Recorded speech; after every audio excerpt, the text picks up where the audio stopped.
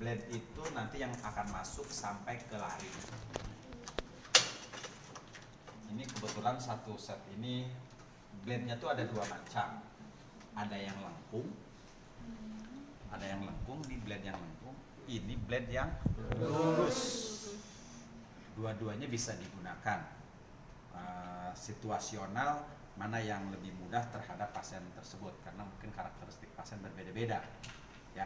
Tapi pengalaman saya selama di lapangan yang paling sering digunakan adalah yang lengkung. Dan ini pun juga ukurannya beda-beda tuh ya. Ini yang terbesar yang saya ambil, ya. Nah, mungkin untuk ini terlalu besar juga gitu ya. Terlalu besi, ya. Ini ada lampunya nanti. Kalau ini masangnya benar, otomatis akan nyala. Nah, karena untuk melihat lubang trakea tadi perlu penerangan. Caranya begini.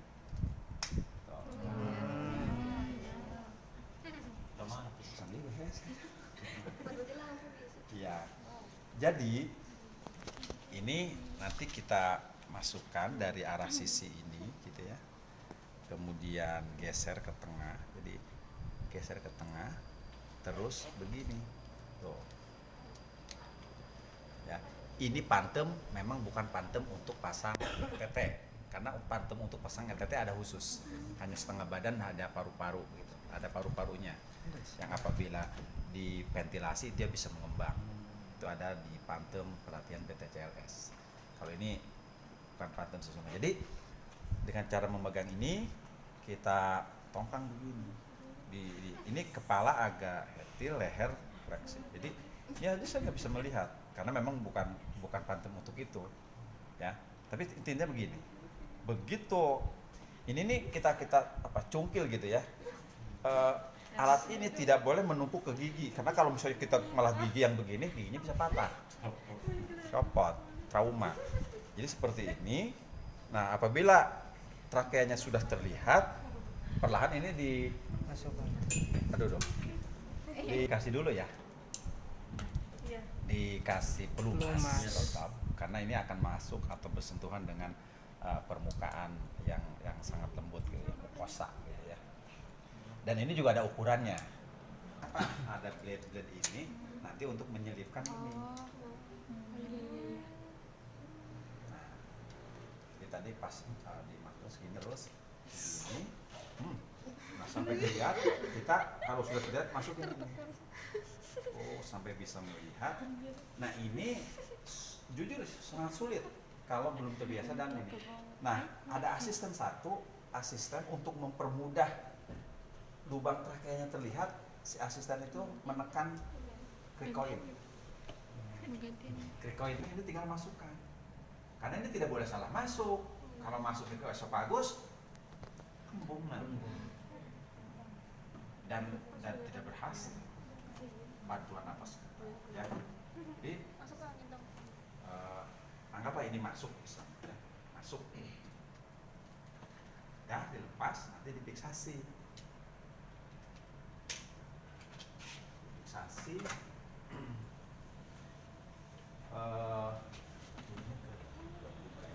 ini sebenarnya gini ya.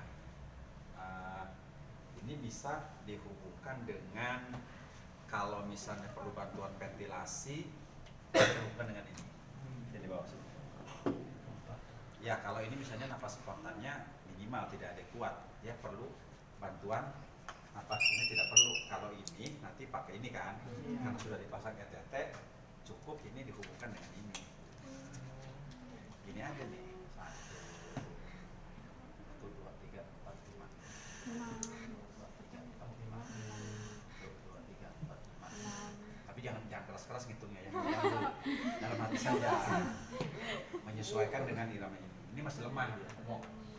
Secara standar ini bisa diberikan 12 sampai 15 kali per menit. Nah, ini biasanya tidak bisa karena tidak memungkinkan, karena fraktur tulang wajah gitu ya.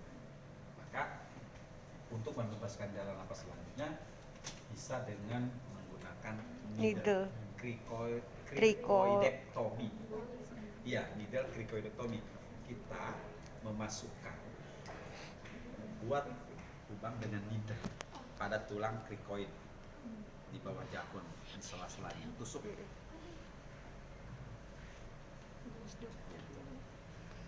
Udah, kalau udah tusuk jarumnya diambil. Jangan yang main itu ini doang.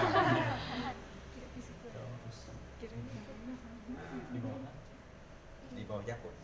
Coba tusukin kan. Coba Umit. Coba. Coba doang.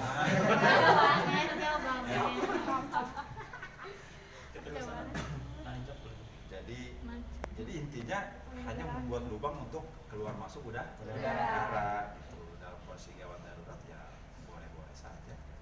Itu berarti pilihan terakhir ya Pak? Ada yang pilihan terakhir. Oh, ada lagi. Ini pilihan terakhir kalau di lapangan barangkali.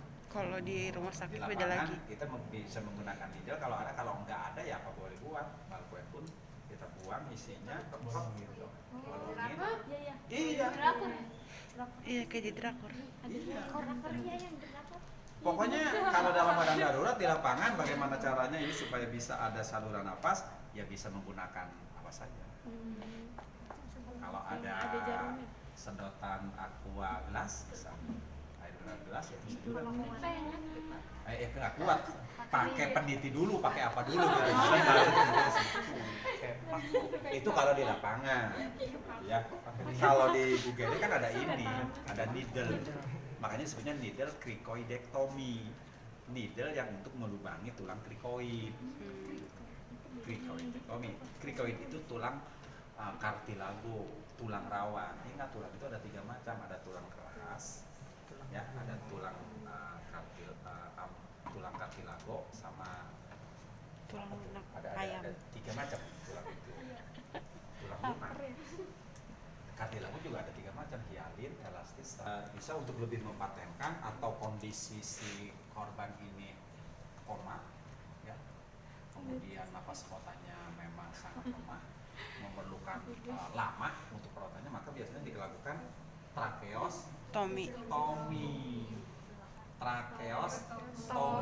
pemotongan trakea, buat lubang, bedah itu, buat lubang pakai pisau bedah, oleh dokter anestesi, dibuat lubang, nanti dimasukkan selang, dibuat konektor di sini, kemudian nanti dihubungkan dengan ventilator.